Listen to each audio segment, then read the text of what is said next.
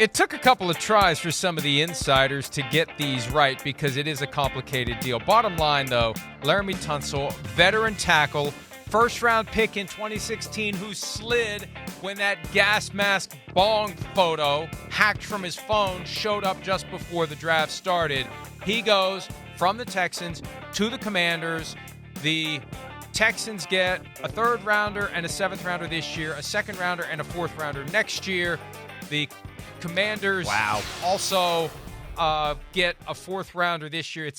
I always love it's the grains of rice trade. We got to get we're justifying our existence and showing that we're really going to put a lot of thought into this. Well, this isn't just right. We need a fourth round. Okay, how about a seventh round? Okay, let's one more little sixth round. Okay, now we got the balance just right. But here's the bottom line, and I know that once you become an elite left tackle, you will always be regarded as an elite left tackle. You make the Pro Bowl every year just by showing up. I know that's how it goes. But the Texans' offensive line wasn't very good last year. Yeah. And Laremy Tunsil was part of it. And they've shown a willingness to push out some guys that they thought didn't fit in what the Texans are trying to do, starting with offensive coordinator Bobby Slowick. They cut Shaq Mason recently, one of the interior offensive linemen, and now they trade Laremy Tunsil. And if I'm a Commanders fan, the big question I'm asking myself is, why was this guy available? And he was traded for multiple first-round picks plus by the Dolphins and the Texans in 2019. Why is he available for such a relatively small amount? That's my concern. What do the Texans know that maybe we should have known before we did this deal? Well, expensive. He's getting up there in age, right? A little bit. There's been, injuries or maintenance, I think, that you got to deal with at his age and where you're at there. So I think you look at it that way. I think I'm just going through the Texans and a little bit here of what they're probably looking at. I think a lot of the pass protection issues, they were not Laremy Tunsil. He did well. Right? It was more about Bobby Slowick, the scheme, the things you heard me talk about a lot during the year. They weren't helpful to C.J. Stroud. The league figured out how to attack Bobby Slowick and how he protects the quarterback. They had issues more than anything on the interior, oddly enough. If you remember, that's where we went through it and when they can't block anybody up here, and C.J. Stroud's always got issues. And then I think on top of that, again, here through the Houston lens, Nick Casario's damn good. Look at what Nick Casario's done in Houston in a short period of time. Look what he did with the Deshaun Watson trade. Look what he did with some of the free agent signings early on when he got there and got all these value deals to just build the team and get it going in the right direction. And I think he looked at this as like, hey, wait, we got a pretty good football team. This guy's getting up there in age a little bit. This is one piece we can get rid of and kind of, hey, like the Philadelphia Eagles, set ourselves up to keep this thing going and strong here for the next 3-4 years with acquiring more picks. So I get it from Houston, and I certainly get it from Washington's standpoint because Tunsil is still good, and he's still one of the better pass-protecting left tackles in football, and they could use that with their superstar quarterback down there in Jaden Daniels.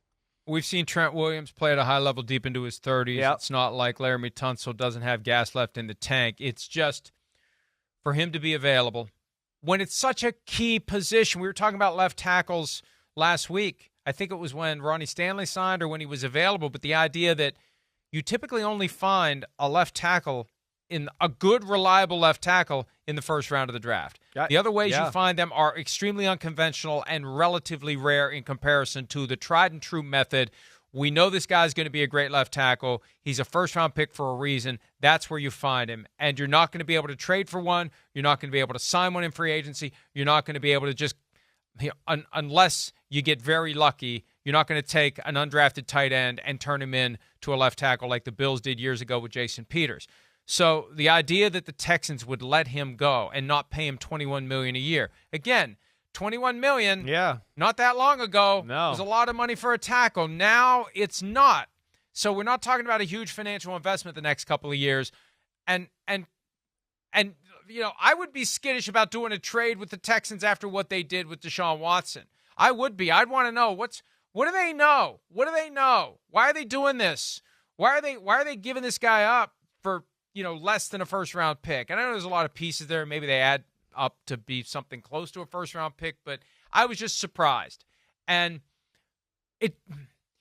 we do the grains of rice thing. It just feels like there's an imbalance here somewhere. Either the Commanders are getting a steal, or the Texans are doing a low-key Deshaun Watson on the Commanders. Well, yeah, it could be both. This could be one where it could be true to go. The Texans look at it and go, yeah, he's a still good player, but we feel like it's coming to the end.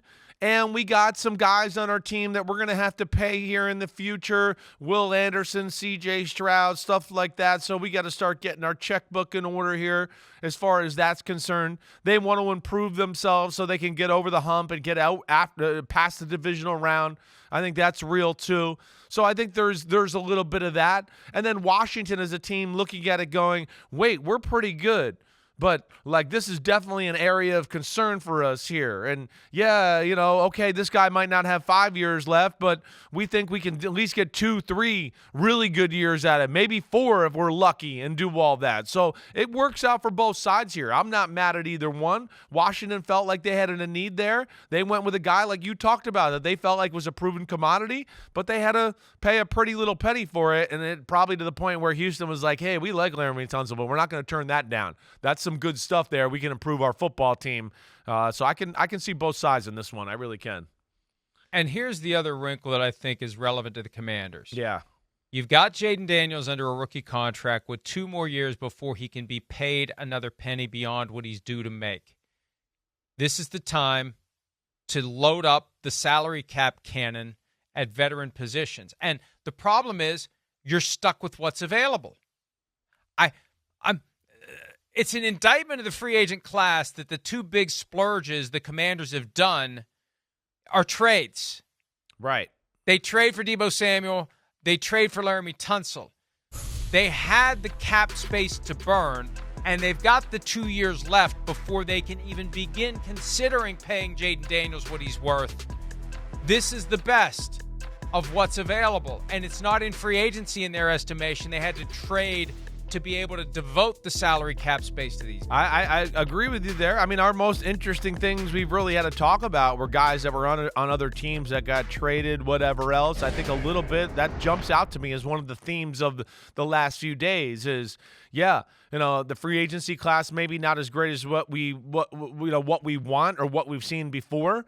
So teams have been aggressive about acquiring other players under contract or making sure they sign their own guys before they get to free agency. And I think the other theme that's jumped out to me a little bit here, and I don't know, you tell me, maybe I'm reading things wrong, but as it looks right now, to me, the league is telling me they don't love the quarterbacks in the draft. They don't love the quarterbacks in the draft, so they're like, wait, we got to sign this guy right here. Geno, Sam Darnold, get him. I'm not sure we want a guy where we're picking right here in the draft. I'm not sure. So those are 2 things that I have found interesting over the last few days. Hi, it's Mike Florio. Thanks for watching PFT on YouTube. Hit subscribe for the latest news and analysis from Pro Football Talk.